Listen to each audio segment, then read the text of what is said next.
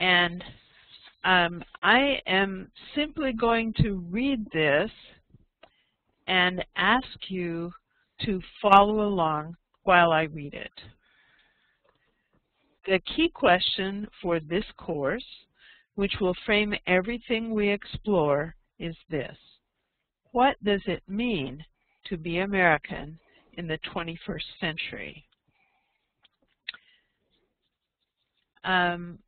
In order to receive a certificate of competence in the America and Americans Today course, students are expected to attend a minimum of 10 of the 15 class sessions.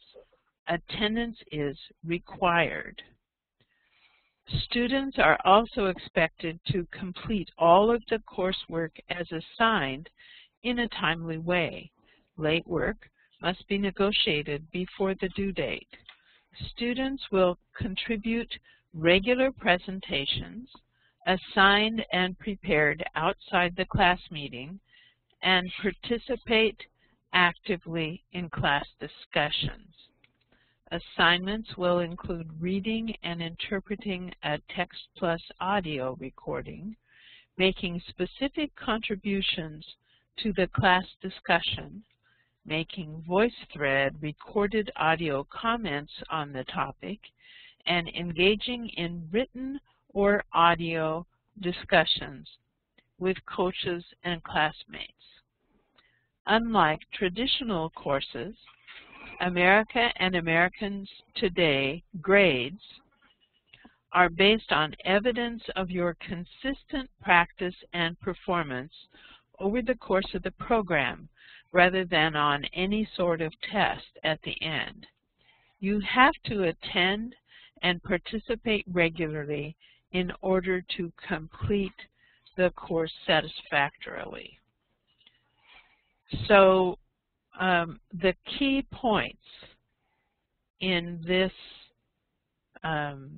statement of requirements are to attend and practice regularly. It is not what you do one day, like when you take a final test at the end of the course, but what you do every day that makes the biggest difference.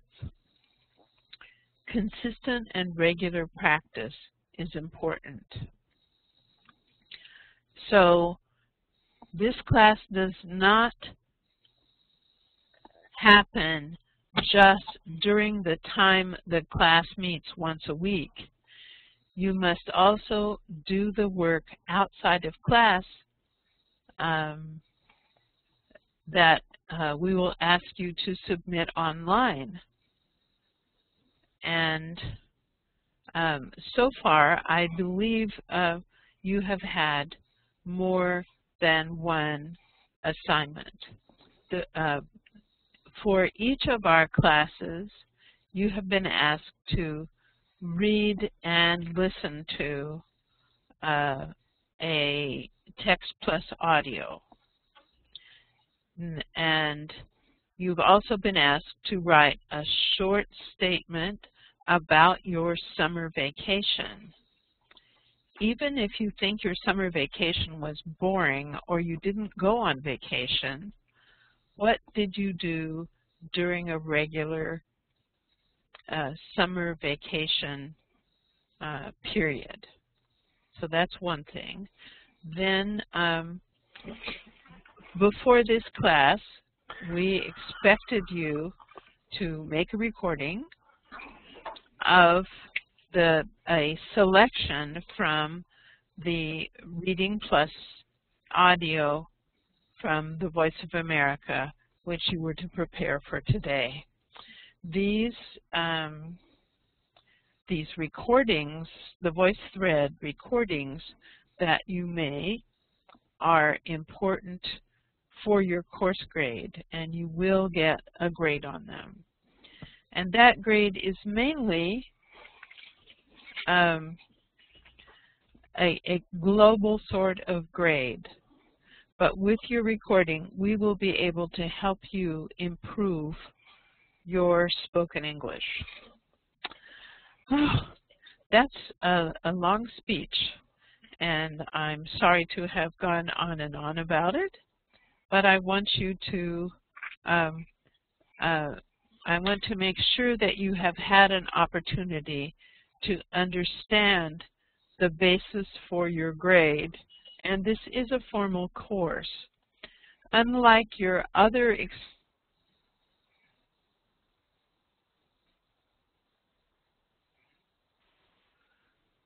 I think Jan may have dropped off for a second, but to pick up, unlike a formal course on the ground where you may go to class several times a week, and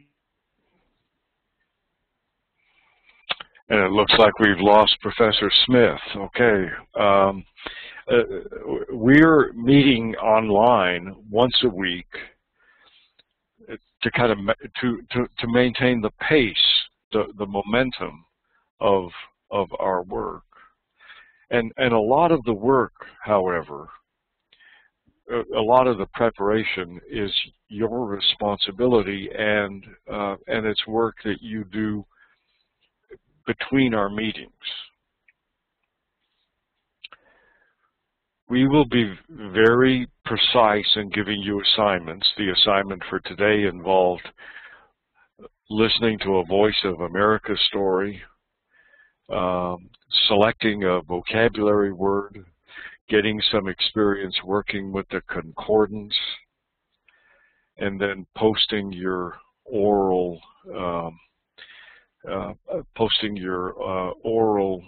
work on VoiceThread.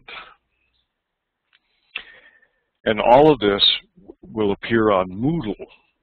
I need to make sure that all of you know how to access Moodle. It's one of the important tools that we have. And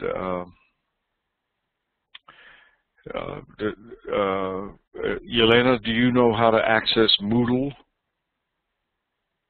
Yes, I have Moodle. Okay, you know how to access Moodle. Dima, do you know how to access Moodle?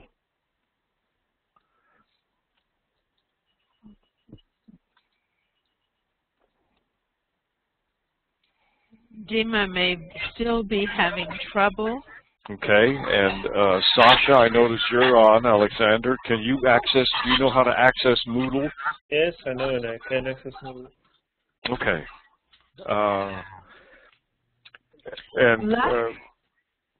Go ahead, Professor Marcy.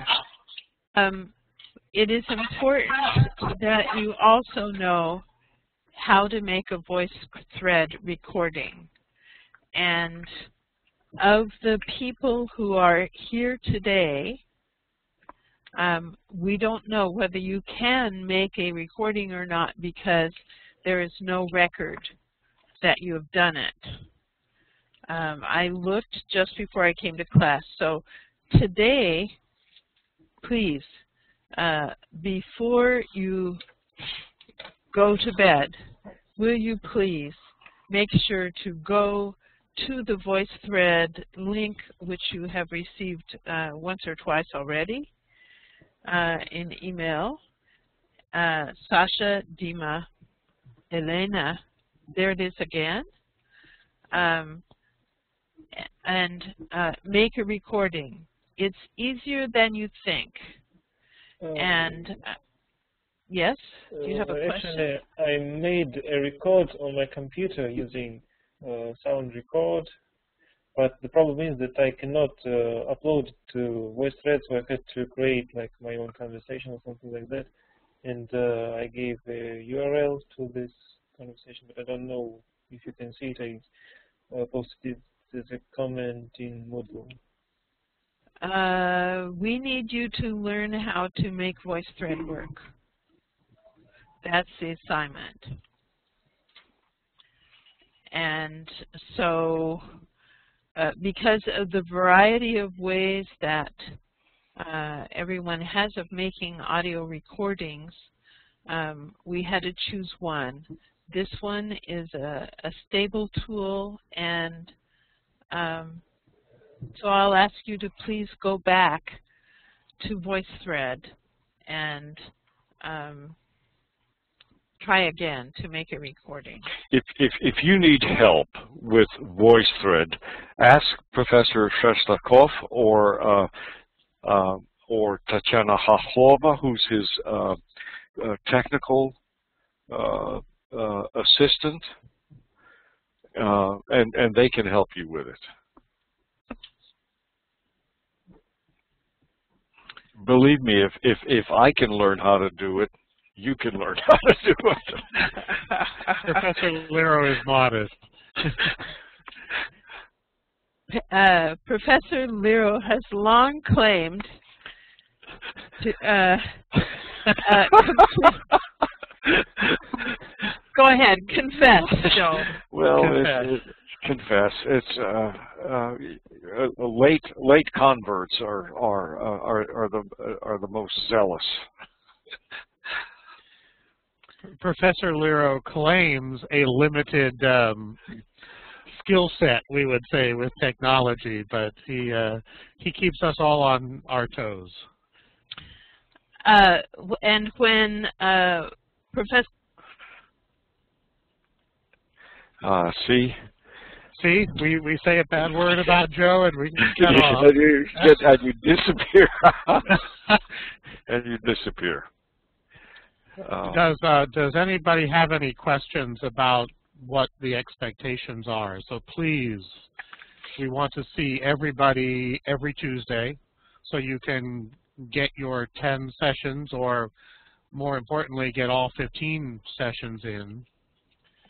And please look at the assignment every week and complete the assignment every week. As Professor Marston was saying, practice, practice, practice, and I'll let Joe tell the joke that comes from that that particular line. Okay. Let's see. Yelena, Dima, Misha, do all of you know what Carnegie Hall is? Carnegie Hall, I think. Carnegie Hall. Carnegie Hall. Does anyone know what Carnegie Hall is? I don't know. It's a very famous concert hall in New York City. It's kind of like the Bolshoi Theater. It's kind of like the Bolshoi Theater. And the story is told that a stranger in the city, stranger in New York City, was walking on the streets, and there was a poor man practicing playing the violin on the street. You know, the way musicians play music in like in the metro tunnels in Moscow, and the stranger said to the musician, "Can you tell me how to get to Carnegie Hall?" And the musician said, "Yes, I can. Practice, practice, practice." An old vaudeville joke, I think. An old vaudeville joke. And there's a pun there. How to get to Carnegie Hall, because that question has two meanings. How to get to Carnegie Hall. Как туда попасть? Как туда попасть? How do you get to Carnegie Hall? Имеется в виду прямо, потом направо, потом через одну остановку. You know, giving physical directions. But the musician is saying how to get to Carnegie Hall. Как выступать в Carnegie Hall. How do you get to Carnegie Hall? And the answer is practice, practice, practice. Повторение, повторение, повторение. Матучение, да? Матучение. All right. Well, that's All right. So from now on, we will hope to see every student every Tuesday. And when you come to class, you will have already finished your assignment for the week. So is everybody clear about our expectations? Does anybody have any questions about that before we move on to our to our news story today? We appear to have a new student today, Olga Sarkova. Olga, good morning to you. Good morning. Good morning. Good morning to you. Is this your first time with us? Yes. And tell us in 5 sentences, tell us something about yourself. I'm finished on Chloe Institute. I'm 23 years old. Uh-huh. And And what do you study? I'm studying law. Law. You're law. Okay. I meant what kind of lawyer do you want to be? What kind of lawyer? Like a criminal lawyer or a civil Criminal. criminal law? Uh-huh. Very interesting.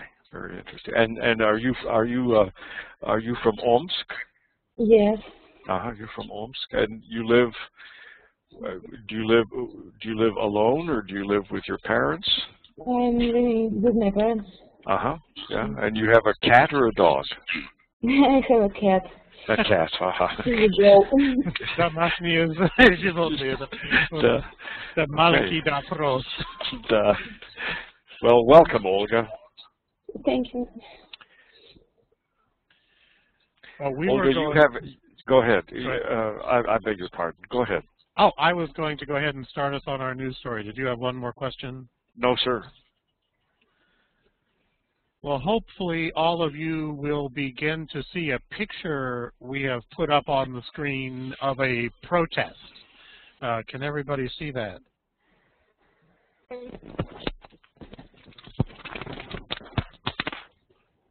Elena, is that visible? She has left us. Olga, can you see the picture of the protest? Yes. Misha, welcome. Good morning. Are you there? Oh, here. Good morning. Good to see you. Thank you for your voice thread. Can you see the picture of the protest? I see. Yeah, so on the screen, everybody will see a picture of a street protest. And this was the topic, the main topic of the news story we asked everybody to work with this week. Let's start with some questions. What types of protests are Americans all watching and very concerned about this week? How would we describe these protests that are going on around the world?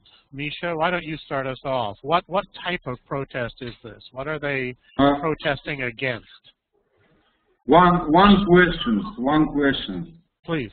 Why they do it? Why do not they live in peace? Well, that would be a good question. We'll come back to that in about 2 minutes. But if you have been following the international news, what is the topic they are protesting? Why are people around the world protesting, Misha? I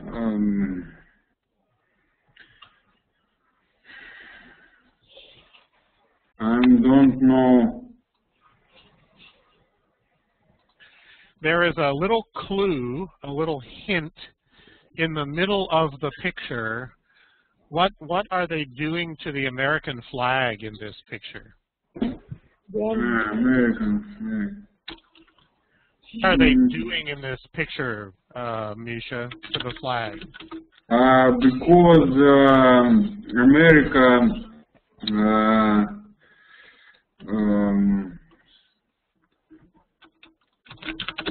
intervenes.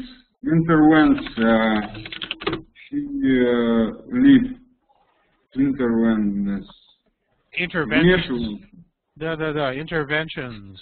Interventions leave Muslim. Yeah, there's one of our key points. These protests are very widespread in the Muslim world. Oh, yes. In Iraq. Yeah, some of the places that they are protesting, I can put a map up and show you here. that you can begin to see where all of the protests are taking place. Can everybody see the map here on the screen? You may have to click on the tab at the top of the screen that says Protest Map. Oh. Yeah, Misha, you are correct. They are protesting in Iraq. Who else do we have on the line? Alexander, Sasha, can you tell us some other countries where they are protesting against the United States? Well, according to the map, the protests are in Morocco, Libya, Egypt, Sudan, Yemen, Tunisia, Afghanistan, Pakistan, Kashmir, Bangladesh, Malaysia, Indonesia, and Niger. And other places, yeah. This, I think, this map may be 1 week old, so there may in fact be even other places still. And why, Alexander, what have you heard about the news story? Why are they protesting? What do you mean? Why? What is the primary topic? What has caused the protest to begin? As far as I know, there is a film which has been created in the USA. So actually, no one knows for 100% that this film is created in the USA, but it's almost for sure in the USA. So it has been uploaded to YouTube, and the film was about Muslims, so it to make like maybe not fun of the Muslims, but it teased the Muslims. Yeah, and it puts especially a very important prophet in the Muslim tradition very negatively, right? Yeah, tells puts some very negative accusations or stories. Yeah. So now these protests. These protests were so intense in Libya that several Americans were killed, including the U.S. ambassador was killed by protesters, and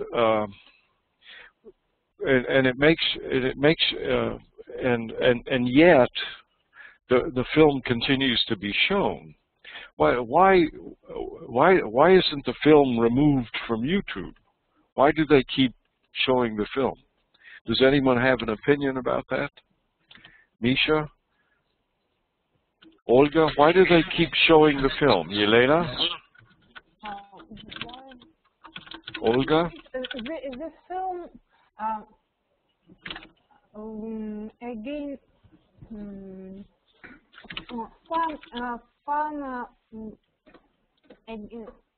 against holy book, Quran, and look Muhammad as a negative person, and fun of them, and Islam votes decide it's insulting. It's insulting. Them too, and it's insulting. A film like this might be said to be inflammatory. Yes. Inflammatory. Inflammatory means it's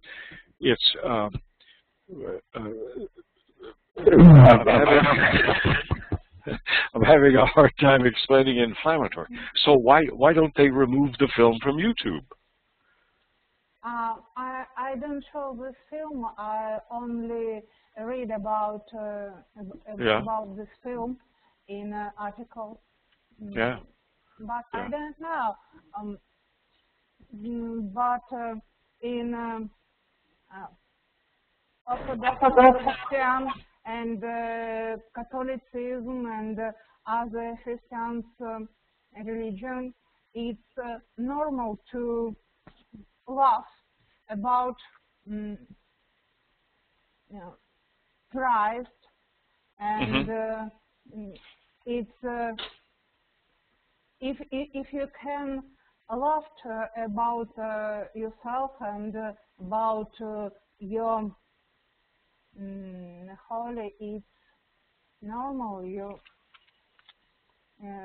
because in other religion and other life side,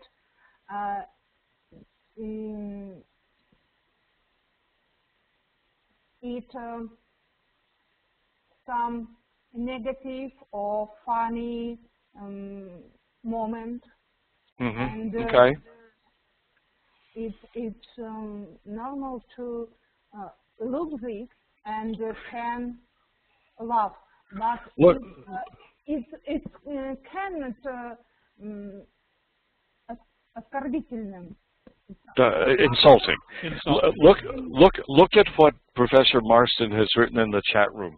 The intention of the filmmakers was to cause a strong reaction from Muslims and to incite religious fanatics who are fundamentalist Christians as well. Those are both very negative purposes. Why does the film continue to be shown?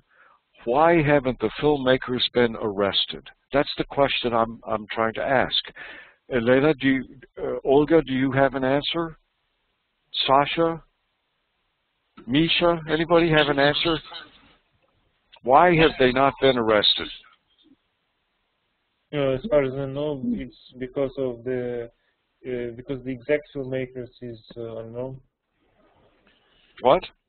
The exact filmmakers unknown. We know so that. They're only suspects.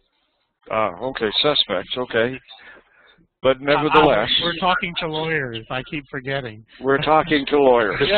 They are only suspects. Well, let's see. I think we're having a hard time.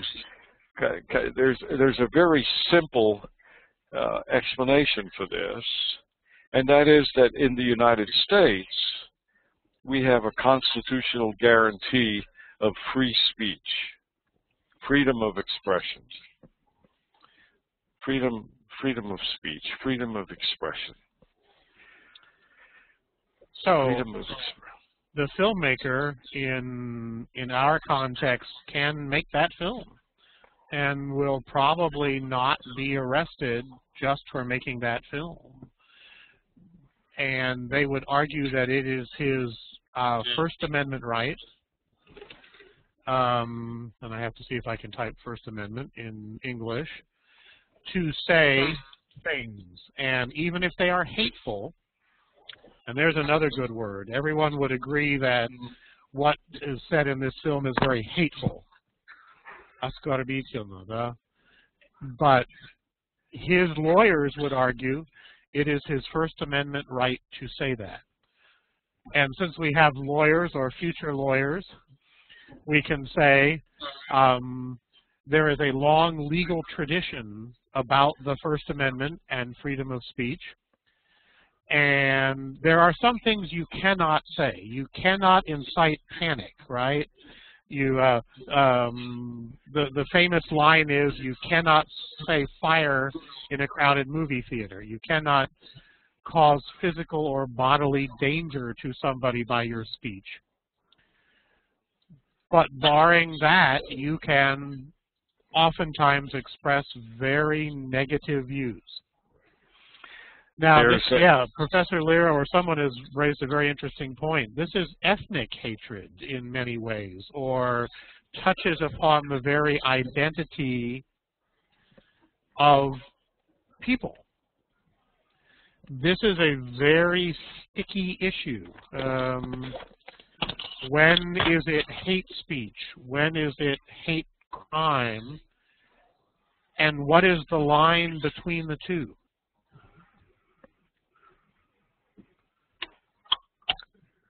They're called hate crimes, and it's interesting because when there are hate crimes, the FBI investigates hate crimes.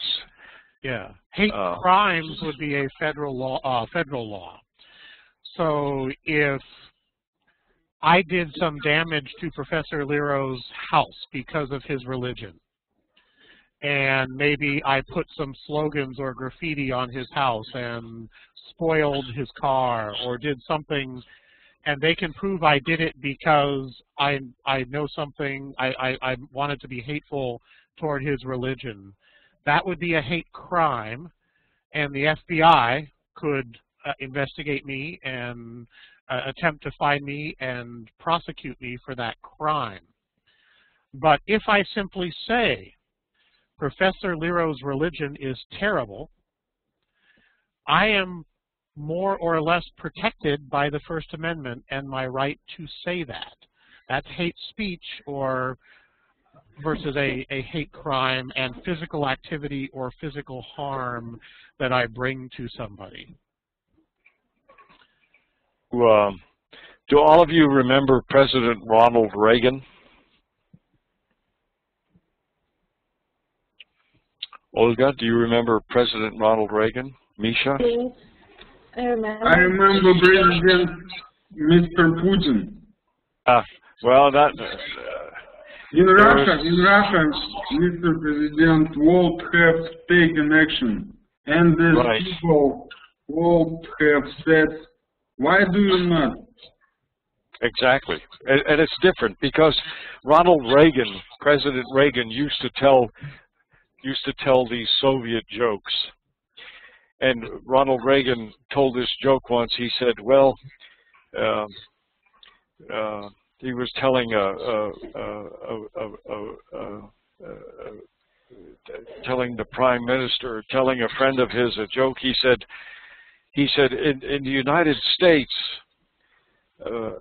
in the United States, a citizen, any citizen could come into my office in the White House and pound on the table and say, Mr. President, you're an idiot. And Mr. Gorbachev said, well, we can do the same thing too in our country. Ronald Reagan said, really? How is that? Oh, Gorbachev said, oh yes. Any citizen can come into my office in the Kremlin and pound on the table and say, Mr. President, Ronald Reagan is an idiot.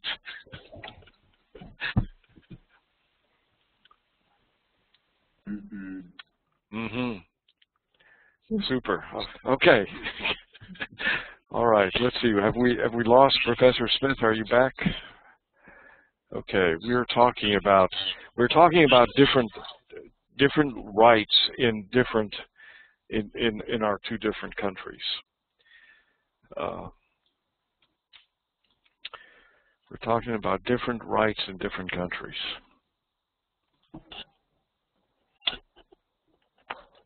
There have been protests in Russia. This is an interesting question for me. Has anybody protested this particular topic in Russia recently? I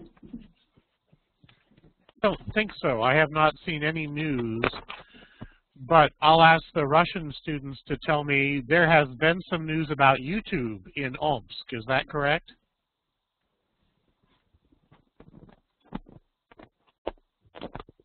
In Omsk, replay, please. Yeah, so I understand that in the Omsk area. In Omsk.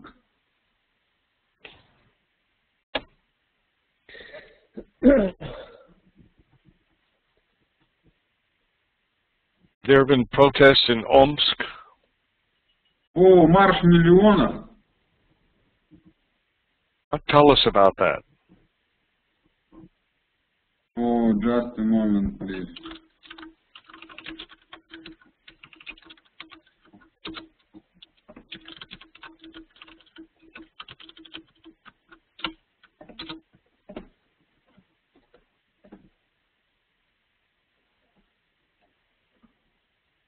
March of Millions.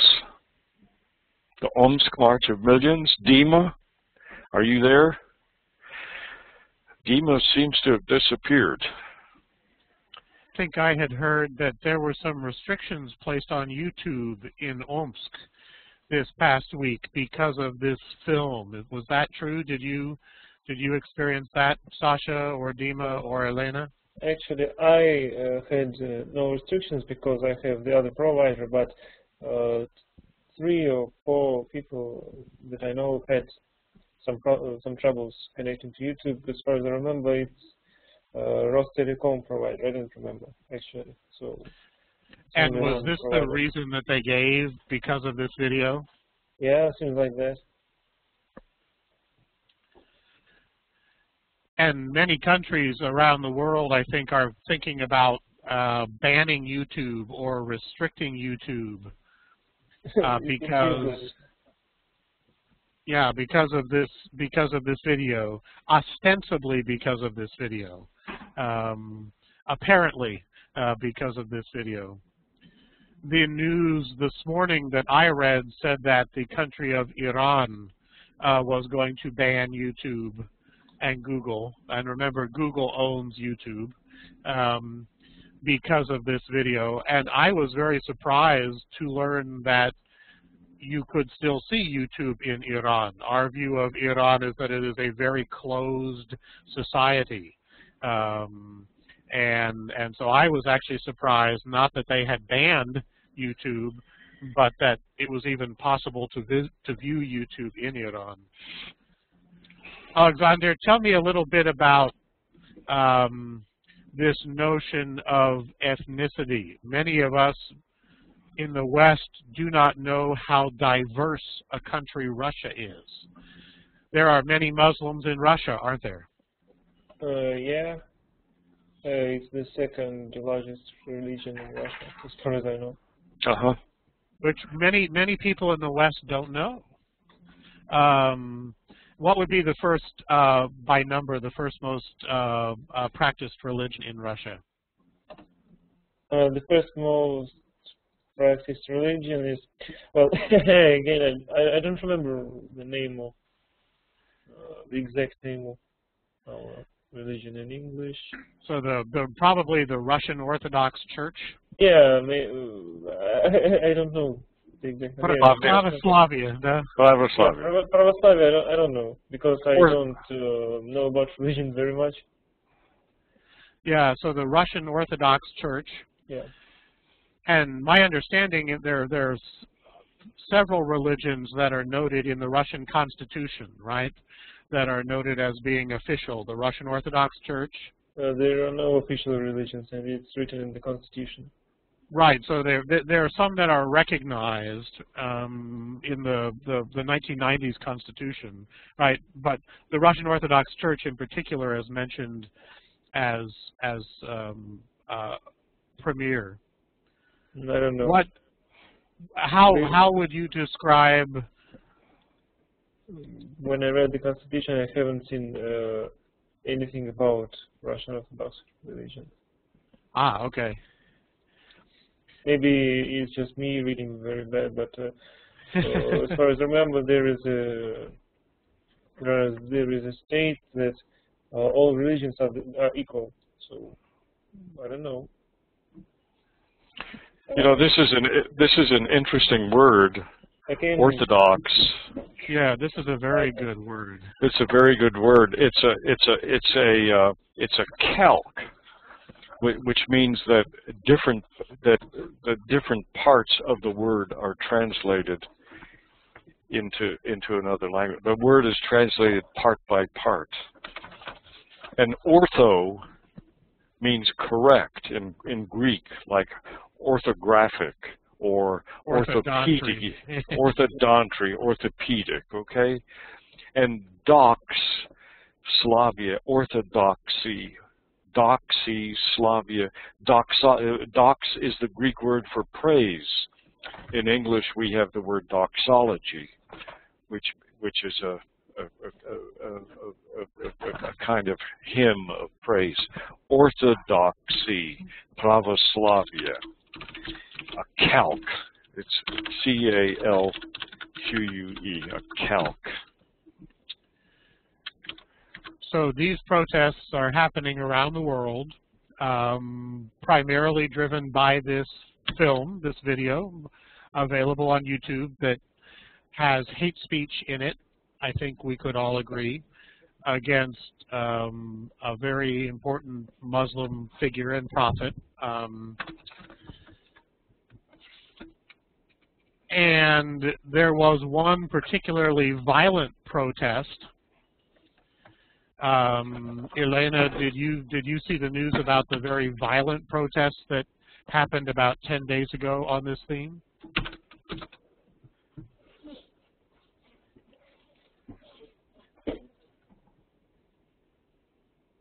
I don't understand, but I think it's not right reaction for the film from Muslim world. I think it's very good phrase. I like it. Here, you might say that it was an overreaction.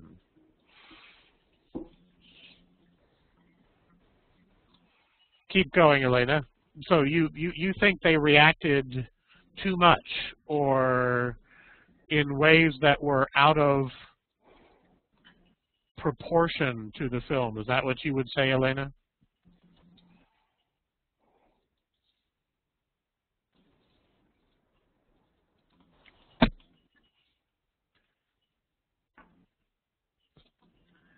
In Moscow? Yes. So, Elena, what occurred in Moscow? I don't know. Now, there were certainly protests in Russia over the past week, but they were not on this topic. They were on a different topic, right, Elena? Maybe.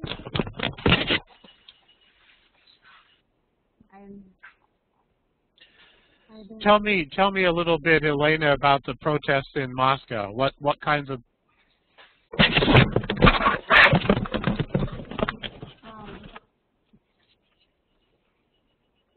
what kind of I don't know about the protest in Moscow. Sorry, I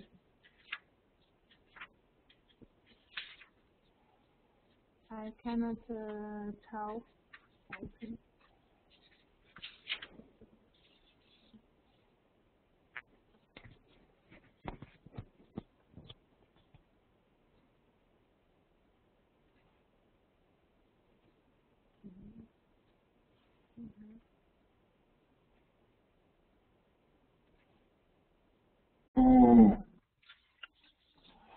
In Moscow, many groups who do not like Muslims and openly declare about it. I was there last year in Moscow and saw how they beat Muslims. Tajik, Azerbaijan, Kazakhstan, yes. I think now in Moscow, yes, nationalists, and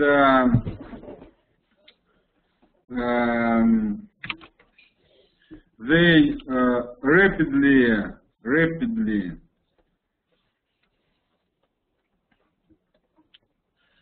There are many Kazakhs. There are many Kazakhs in Omsk.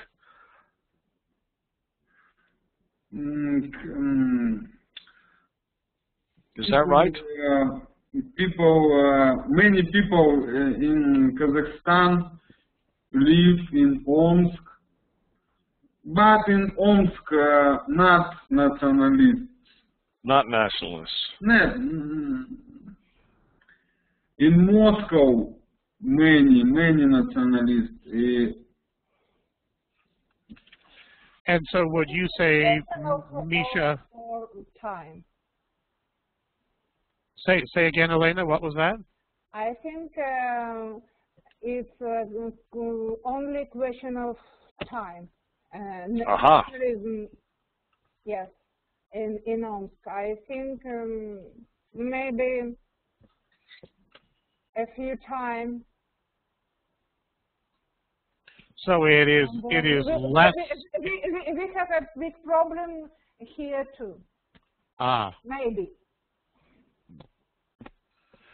So what you're saying now, there is some tolerance in Omsk, but that you believe more nationalism will come to Omsk in the next months, right, Elena? Yes. Yes. And I think Professor Lero has pointed out something very important. The geography of Omsk is important because it is so close to the southern border of Russia and to Kazakhstan and Central Asia. There will be a very strong influence, right? Yes. Mm-hmm. And so typically, very big migration between Middle Asia and the East and the Far East. Kazakhstan. It's yes. Isn't there an open border between Russia and Kazakhstan? I think so. We have clean board. Mm-hmm. So you can go to the border and cross over very easily, right? Yes, it's very easily for our people between Omsk and Kazakhstan. They travel, no problem, and a lot of people live here and work here, and I think sometimes we have a big problem. This workplace and this religion and separate interested, I think it's не за горами, not mountain. Right. And so this is very interesting that although in Moscow there are nationalists, there is more tolerance in Omsk, partly because of geography. You are very close to Kazakhstan. How, Elena, when you think about, for example, or when a Russian thinks about the peoples of Central Asia, do you think of them as different from yourself, Elena? More close than mountains. Not, so yes. Before mountains. And so there are cultural differences. I mean, the different cultural history. It's very close. But you've been very close. Yeah, Olga, do you want to say a few words? Tell us about, do you, Olga, have fellow students or friends from Kazakhstan? Yes, I have my classmates from Kazakhstan, students from Kazakhstan, my neighbors from Kazakhstan. I have a lot of friends from Kazakhstan. So do you see them as foreigners, or do you see them as neighbors and friends? I think probably neighbors and friends, right? I see them the same like me, neighbors, friends. And prior to 1992, all of you were part of one Soviet Union, right? Yes. Now, Olga, how do those nationalists in Moscow think about the people from Kazakhstan? If you are a nationalist in Moscow, what do you think about people from Central Asia? I don't know. I think Kazakhs are very good people, and I think every people in Russia think the same. I know that Azerbaijan Armenia. Russia thinks that they are not good, but I didn't hear it about Kazakhstan. I never heard. Oh, interesting. So you think many Russians have more positive views about people from Kazakhstan than maybe some of the other areas? Yes. Now, there are many Russians who live in Kazakhstan, right? Yes, it's a fact. So there have been very close relations between Kazakhstan and Russia for a long time, right, Olga? Yes, I think so. What do people think about? What do you, as a Russian, think about the man who is president of Kazakhstan, Mr. Nazarbayev? Is he? What kind of leader is he? I don't know. I never thought about it. Ah, okay. I didn't speak with somebody about it. Yes, yes. And there are, Alexander, Sasha, do you want to pick up? There are many things of value in Kazakhstan, right? It is a comparatively wealthy country in Central Asia. Isn't that correct, Sasha? I don't know. I know almost nothing about Kazakhstan. Ah. And how many relations do you have with people from Kazakhstan? Do you interact with friends or colleagues? Relations. No. Now, culturally, it's a very different country. Linguistically, the Kazakh language is not related to Russian, correct?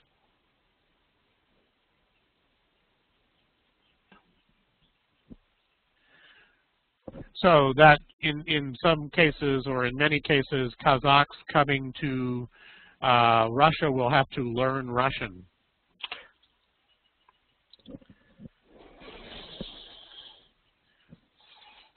This is a very interesting question, the language you speak and how it helps define you. Those nationalists in Moscow probably look down on people from Central Asia, partly because they don't speak.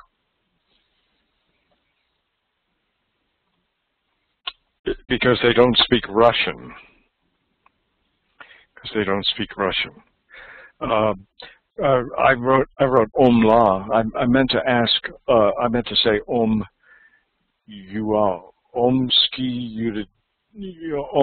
Yuridическая Академия. We're now an academy. Is that right, Professor Shrestakov? So how many students? At least 1 out of 30. Not very many. Academy. Not many. Not many. Not many. Not many. Okay. Not many. Maybe 1, maybe 2. Maybe 1 or 2. Okay. Armenian. Many Armenians. Armenians. Many Armenians. That's interesting. Okay. But Armenians is православные, христиане. Okay. Now, say that in English. We had this long discussion. Here, let me see if I can find it in the chat box. What's Pravoslavia? Where we had that? We had this up here. I can't find it. Were you not paying attention, Misha? But somebody help him with Pravoslavia. What's the word, Misha? Pravoslavia. We do that in English. Okay. Pravoslavia is... Right, look in the chat box. В чат написать? Look at the chat box. Just look at it. The answer is there. Вот перевод. Orthodox. Orthodox. Orthodox means Pravoslavia. I was thinking of a parallel when Olga was talking to Mexico. So at the southern border of much of the United States is the country of Mexico. And many people from Mexico have moved to the southern United States, especially Texas, I know many people who speak Spanish as their first language, and they are my neighbors and friends and fellow classmates, just like Olga said.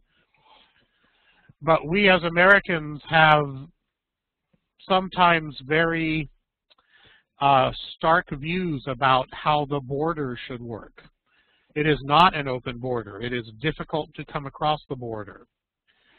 And there are some politicians who think the border should basically be closed.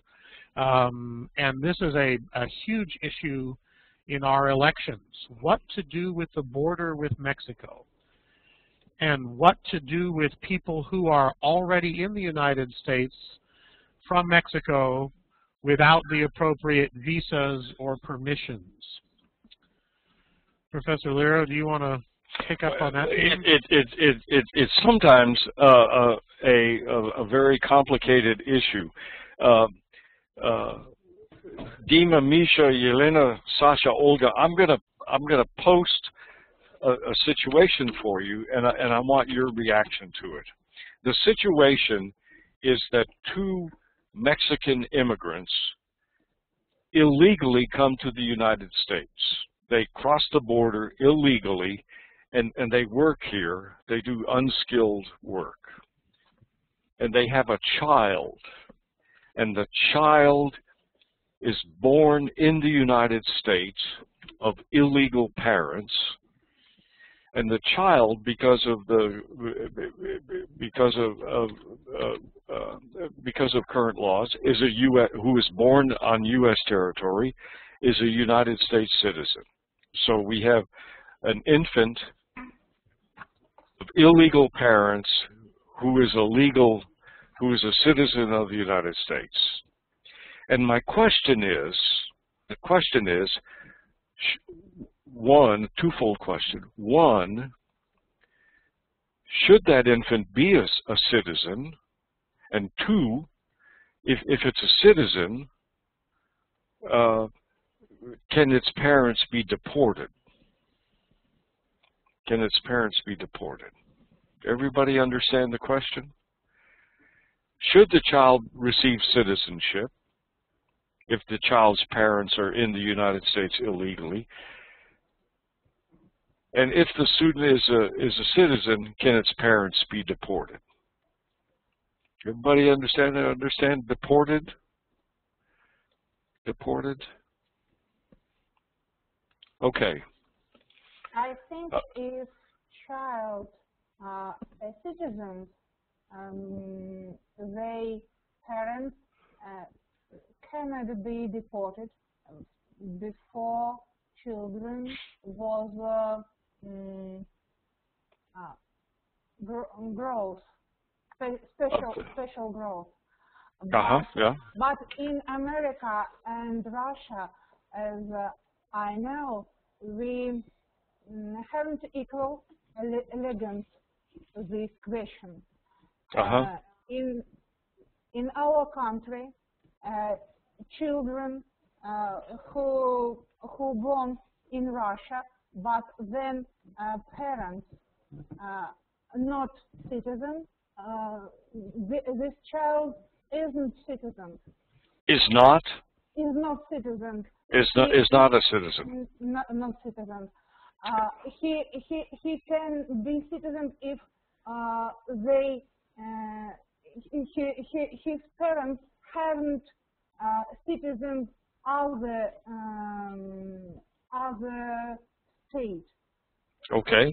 Not Russian, not any other state.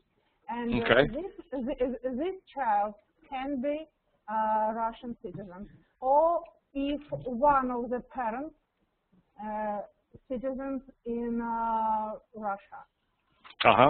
But in American, if I right, it's opposite situation. If child born in your country, he is citizen. But maybe I wrong. No, you're right. You understand it right. You understand it right. That's so you have 2 different systems, right? Yeah, 2 different. So Which one is? Anglo-Saxon legal. Well, let me ask you the question then, Elena. Which one is right? Can they both be right?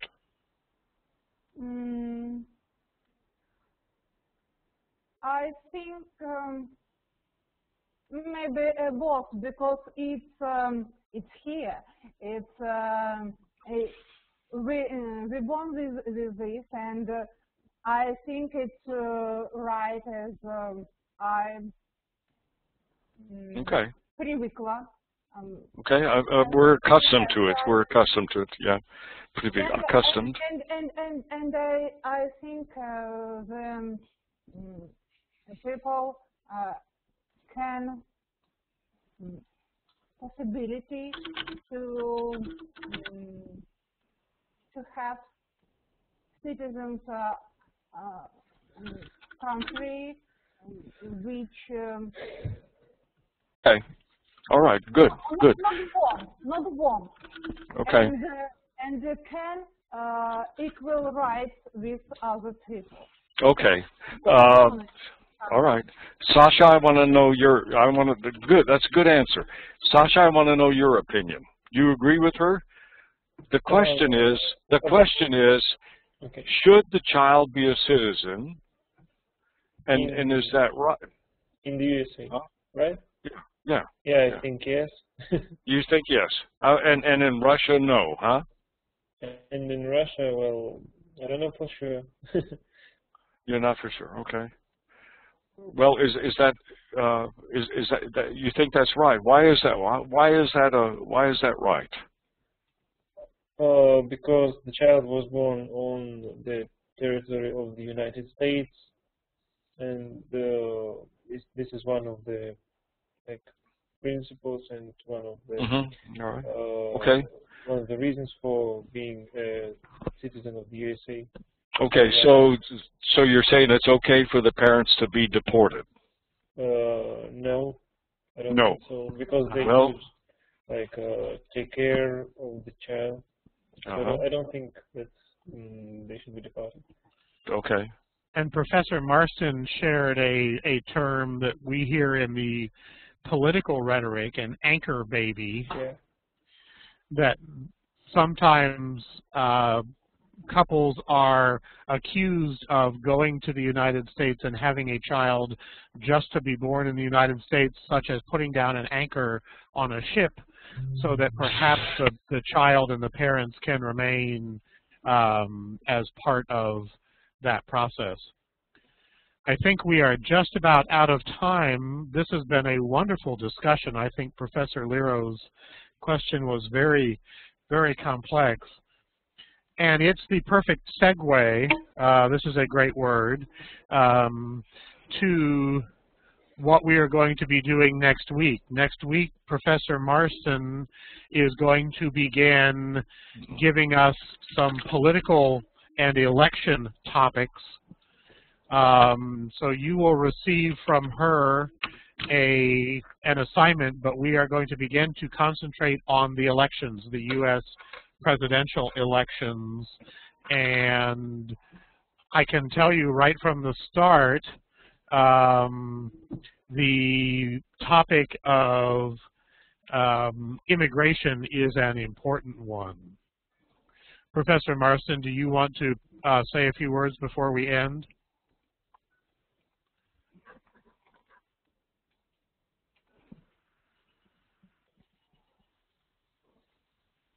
Okay, let's see if I can.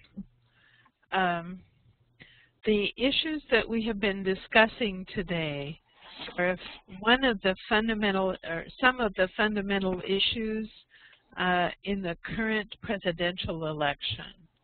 And next week, we will try to look at some key issues in the presidential election, which takes place in early November.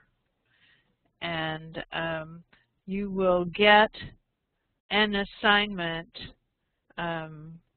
through email and Moodle of something to listen to and something to read.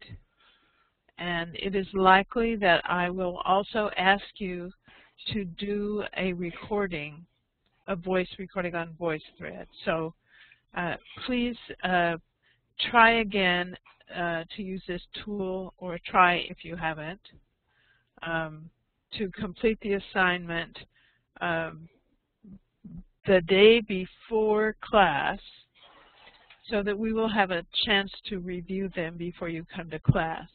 I can guarantee it will improve your ability to get more out of the class. So this has been an exciting class for me, and I look forward to seeing you all next week. I have one final little point. I finally remembered the residence registration is called a prapiska. Prapiska. That's the word. That's the word. Yelena, do you remember that? That's what it's called. Prapiska, isn't it? Yeah. Okay. Prapiska. We couldn't remember the word. Well, okay. Thank you all. What a wonderful discussion. Very nice. Thank you, ladies and gentlemen. We will talk to you all next week. Thank you, and good night. Good night, my friend. Thank you.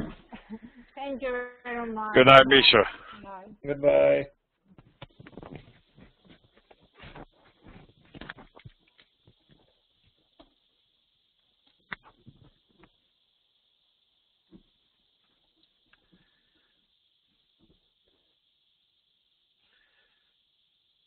Shall we take a short break and then wrap up for a few minutes? Let's do it. I would love that. Okay. Okay.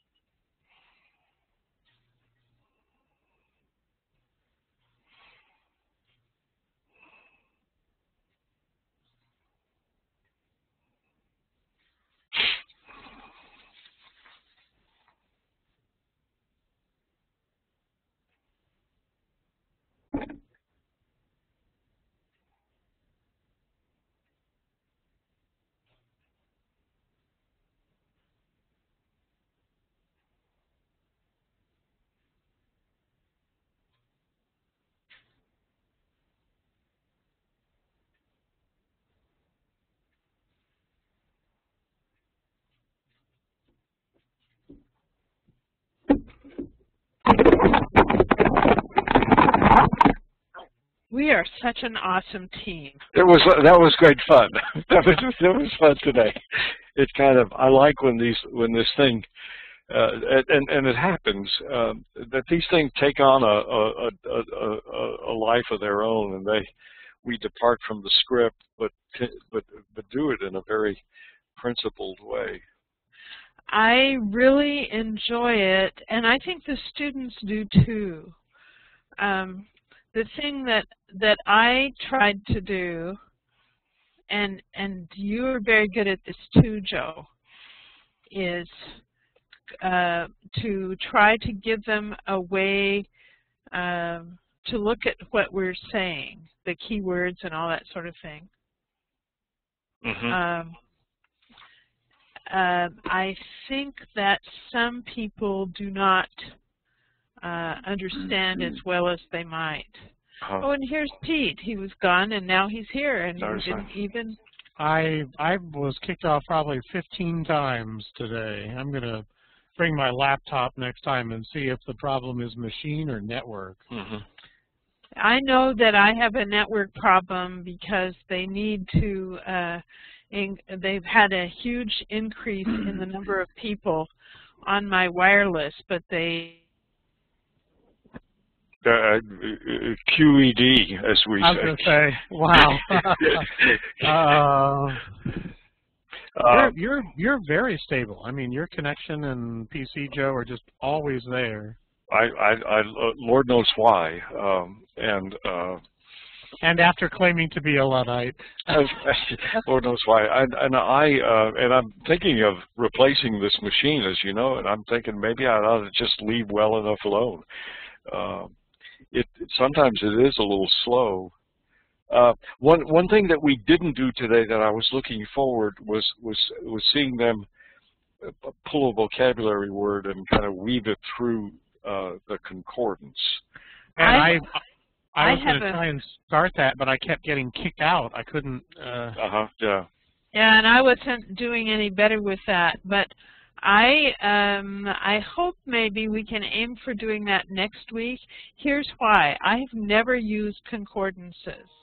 And this week I tried 3 words before I got one that yielded results. And I found the interface a little confusing. And there are, we might look for another, I mean, that's the one that, has the biggest base of words, and so I tend to teach that one, but I can probably find one that's a little more manageable. I thought there were lots of choices, and I finally chose family. That was the